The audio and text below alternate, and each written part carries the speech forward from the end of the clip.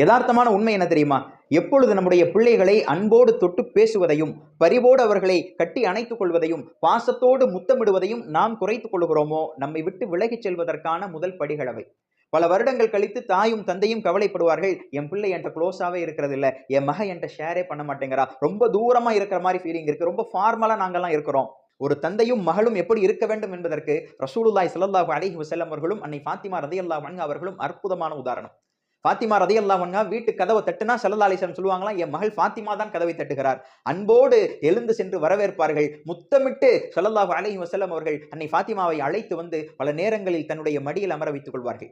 2 குழந்தைகள் பேசுவதை போல இருவரும் ரகசியம் பேசிக் கொள்வார்களாம். கபிதி ஃபாத்திமா, என்னுடைய ஈரல் குலையே என்று வார்த்தைகளால் தன்னுடைய அன்பை ஸல்லல்லாஹு அலைஹி வஸல்லம் வெளிப்படுத்துவார்கள். உங்கள் பிள்ளை உங்களிடத்திலே நெருக்கமாகவே இருக்க வேண்டும் என்ற ஆசை உங்களுக்கு இருக்கிறதா? உங்கள் பிள்ளைகளை அன்போடு தொட்டு பேசுவதையும், பரிவோடு முத்தமிடுவதையும் ஒருபோதும் நிறுத்தி விடாதீர்கள்.